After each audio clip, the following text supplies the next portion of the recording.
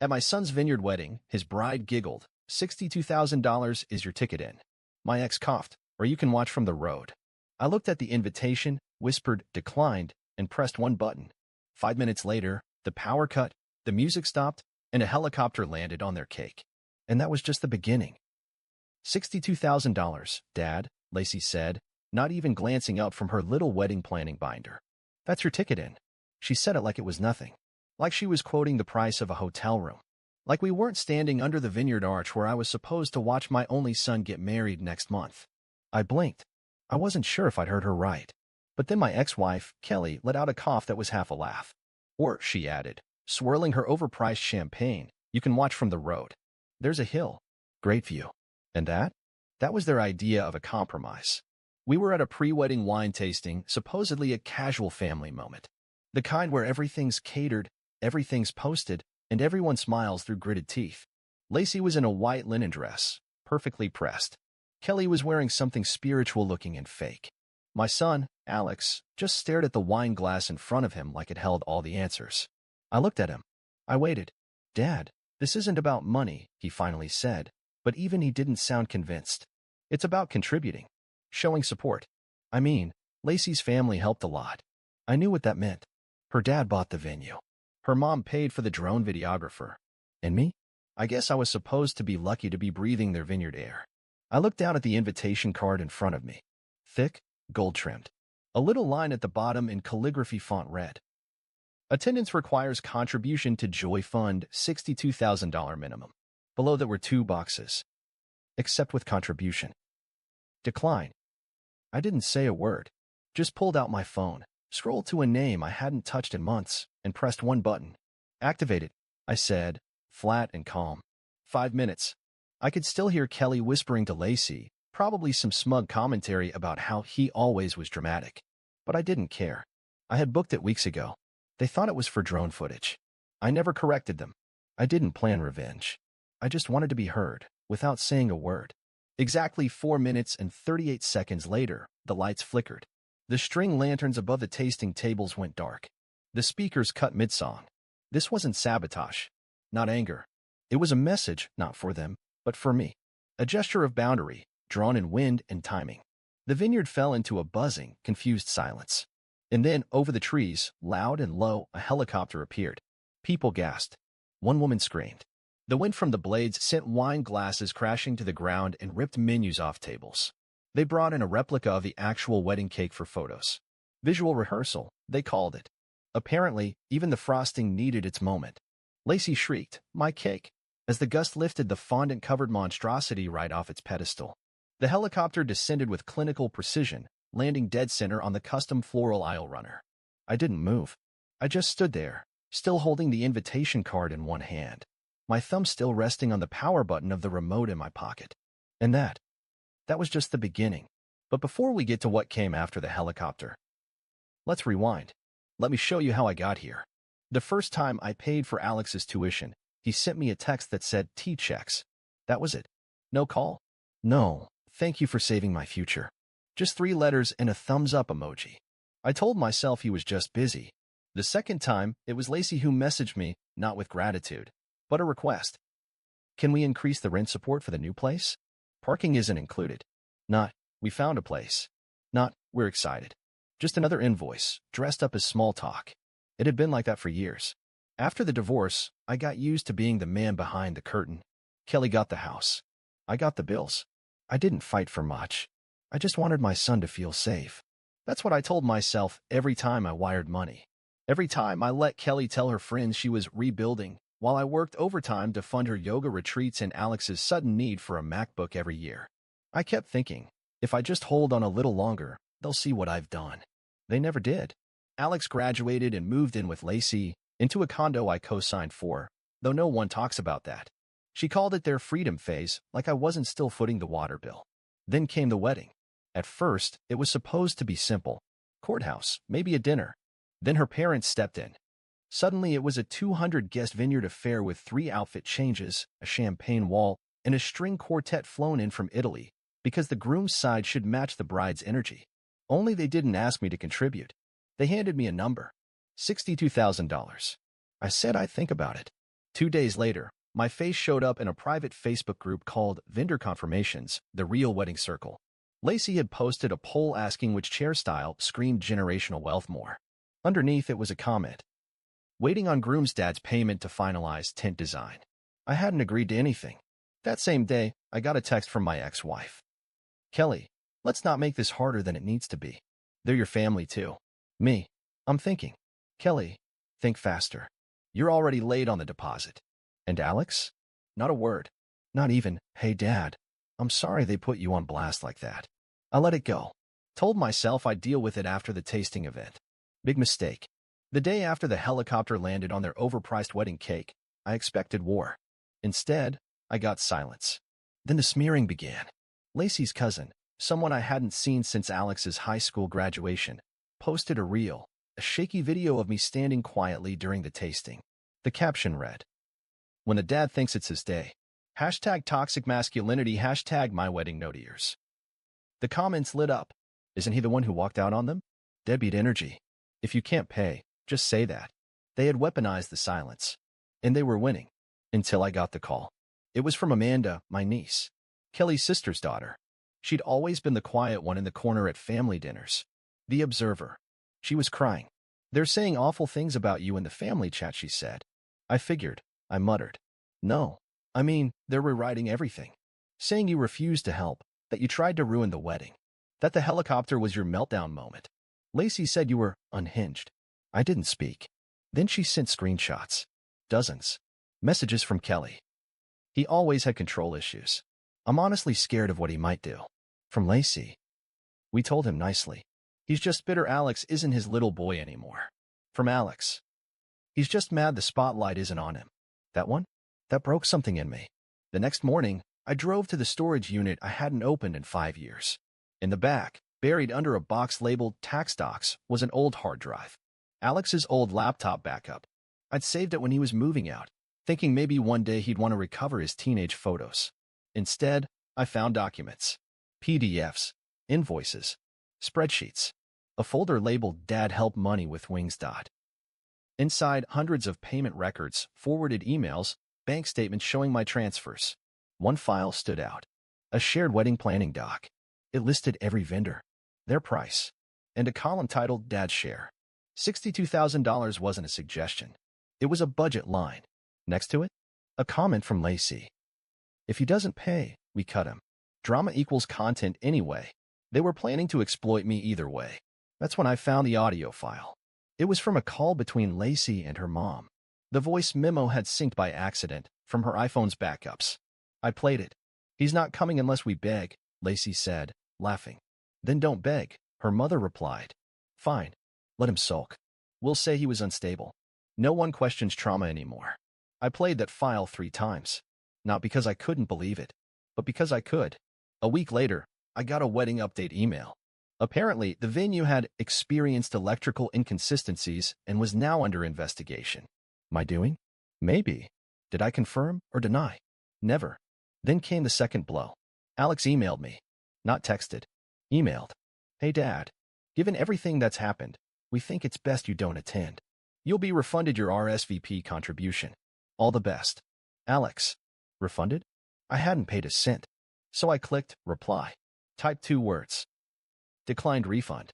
And I attached something else. An MP3. The voice memo. The one where Lacey and her mom planned to call me unstable. Then I blind CC'd it to every vendor listed in that spreadsheet. And I signed it. From the father of the groom, still paying, still watching. A day later, the cake designer canceled. The violinist posted a vague TikTok about turning down unethical gigs. And someone hacked Lacey's Pinterest board, replacing all the mood boards with black and white stills of disaster weddings. I got another email. This time from Kelly. What are you doing? You'll ruin his life. You've always been jealous of anyone who loves him more than you. I didn't answer. I forwarded it to Amanda. Subject, file under gaslight. Then I called someone I hadn't spoken to in years. My brother, Mark. He left the family when he was 22. Moved to Alaska. Said the whole bloodline was poison. I used to think he was bitter. Now I knew he was just early. Mark, I said. You still got that drone license? He laughed. Still got the drone too. What? I told him the date, the time, the coordinates, and that I wanted footage. Not of the wedding. Of what came next. I wasn't planning to show up at the wedding. But they fired the first shot. After I refused to pay the $62,000 contribution, I was cut from the guest list. No call. No message. Just a sleek little PR campaign online. Not everyone can handle joy, and that's okay. Our wedding, our peace. They turned me into the villain. They said I was unstable, bitter, dangerous. So I pressed the button. The helicopter wasn't random. It was precision. I called Mark, my brother. We hadn't spoken in 8 years. Former military. Now works in logistics. The kind of man who can get a helicopter if you ask the right way. I asked the right way. I paid for the flight, the pilot, the permit. I even marked the landing zone 2 months earlier when I offered to help with setup. The exact center of the lawn. The same spot they later placed the cake. They thought I was being helpful. Really, I was setting the target. It arrived exactly 5 minutes after I gave the signal. At first, guests looked up smiling. They thought it was a surprise photo op. Then came the wind. It ripped veils, shattered champagne flutes, blew seating charts across the lawn. And then the cake, all $8,000 of it, rose, spun, and exploded in a rain of frosting and sugar. Kelly screamed.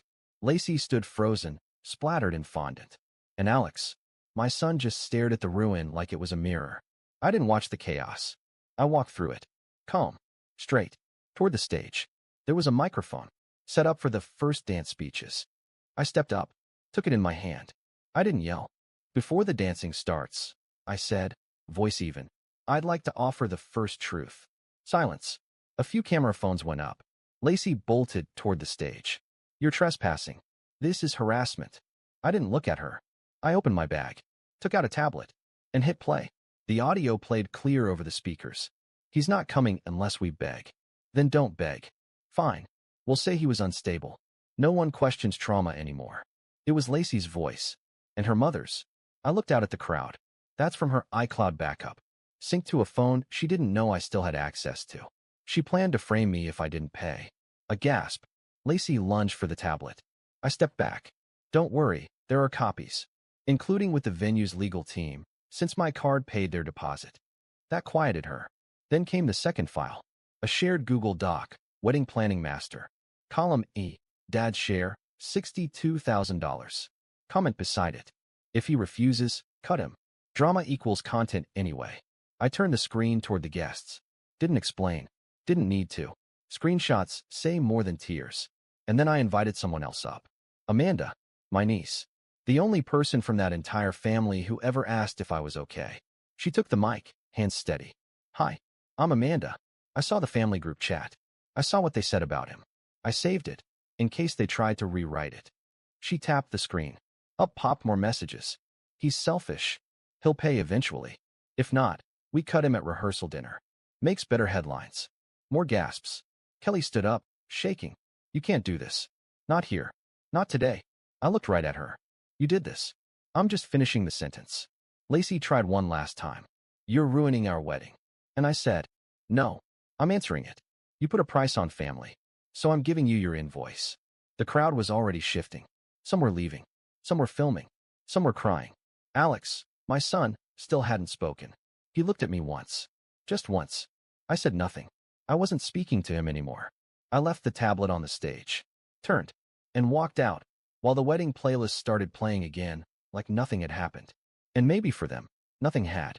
But for me, that was the last time I ever stood in the middle of a lie and let it call itself love. The next morning, I woke up to 37 missed calls.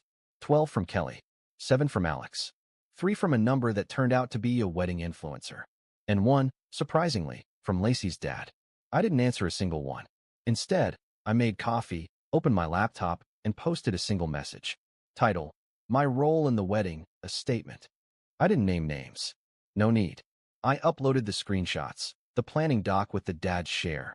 The text message from Alex where he says I'm no longer essential. The audio clip where Lacey plotted the trauma angle. A receipt of every payment I'd made for the venue, dress deposit, and even the chair covers. I didn't rant. This isn't about revenge, I wrote. It's about patterns. It's about the price of silence. And what happens when you stop letting people invoice your guilt. Within an hour, the post had 3,000 shares. By noon, the screenshots were everywhere. A wedding subreddit stickied it. Someone made a TikTok recap with background piano music. The hashtag #JoyFunJustice started trending. But the best part? Vendors started commenting. We were told he refused to pay. Turns out he was the only one who did. Confirmed. He covered the cake deposit, the one that went airborne. By evening, even their wedding photographer pulled out. He posted a story. If your wedding begins with a lie, I won't be the one to edit around it. That night, I received an email from a podcast producer. She wanted to interview me, the dad who said no. I declined. Not because I was scared. Because I didn't need to prove anything anymore. Instead, I did something else. I launched a website. Not a blog. A brand. Declined. Minimalist design. Black and white. Just one message on the homepage. You don't owe toxic people your presence. Read the truth. Then write your own. It linked to the files. No drama. No names. Just facts. By morning, I had 3 speaking requests. One from a conference on boundaries. One from a retreat for estranged adult children. And one from a publishing house. I smiled. Not because I wanted fame. But because for once, I owned the narrative. The family? Oh, they didn't go quiet.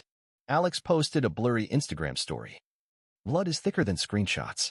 Lacey made a tearful TikTok. We were trying to protect our peace. Kelly wrote a 900-word Facebook essay titled, When Narcissists Invade Holy Days. She compared me to a deeply disturbed saboteur. Then she tagged my mother. I hadn't spoken to my mom in years. But she replied, I told you this would happen if you kept treating him like a debit card. And just like that, their own echo chamber cracked. Then came the real twist. Lacey's first fiancé messaged me.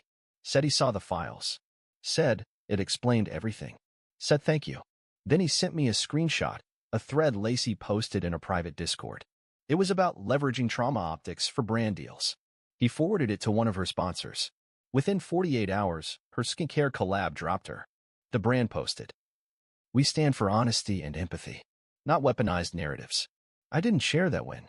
Didn't need to. Some victories are meant to be silent. But here's what I did do.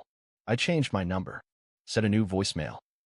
If you're calling to apologize, please know it's already been accepted by me. For me, not for you. I moved. Not far. Just far enough. A little cabin just outside Mendocino. Peaceful. Solar-powered. Paid in full. The sign by the mailbox? Declined. In steel letters. Black mat. Some people install fences. I prefer a sentence. It's quiet out here. No drones. No guests. No, Dad, can you just messages? Just wind through the trees, the crunch of gravel under boots, and the occasional fox that thinks I owe him breakfast. And for once in my life, I don't owe anyone anything. They tried, you know. One last time. 2 weeks after the wedding fallout, I got a letter. Actual mail. It was from Alex. 3 pages. Handwritten. Folded neatly. Started like this. I know I didn't defend you. I know I let it happen. But I didn't know how deep it went. I really didn't. It wasn't an apology. It was a receipt of guilt, stamped too late. I didn't reply. I didn't need to. Because closure isn't about hearing, I'm sorry. It's about realizing you were never crazy. Lacey sent a DM, too. Just one line. You ruined my life. I didn't answer that either. Some people think silence is weakness. Let them. Sometimes silence is just peace that stopped explaining itself. Funny thing is, once people know they can't use you, they either vanish or try to join your journey too late. Kelly tried both. First, she disappeared from social media. Then she reappeared, rebranded as a healing coach. She posted a quote over a lavender sky. Sometimes the villain is just someone who finally said no. I almost laughed. She wasn't wrong. She just didn't know it was about her. I didn't build a brand from all this. I built a life. I opened a consultancy, remote work, private clients. People who wanted help setting boundaries with their families. My first workshop? How to say no without writing a novel. It sold out in 2 days. And the land? I named the cabin. It's not on Google Maps. No tags. No geolocation. But the sign on the gate says. The RSVP is still declined. Steel letters. Same font as the wedding invite. Except this one doesn't ask for payment. This one means, I'm done. Sometimes people stop at the bottom of the trail. They look at the sign, look up at the woods, wonder if this is still the guy who landed a helicopter on a cake. And yeah, I am. But not because I needed revenge. Because I needed air. I don't check the family chat. Amanda left it. Alex is still in it. Quiet, apparently. Kelly post quotes. Lacey's and occasionally reposts MLM links. Same as always. But I don't read it. Because I'm not in it. I don't regret the money. Or the silence I broke. Or the storm I brought. You can't regret saving yourself. And that's what this was. Not a tantrum. Not revenge. Just finally turning off the tap. And watching people panic when entitlement runs dry. The other day, a delivery guy asked me what the sign meant. Why decline? I smiled. Because some invitations aren't worth answering. And that's all I said. Because that was the last sentence I owed anyone.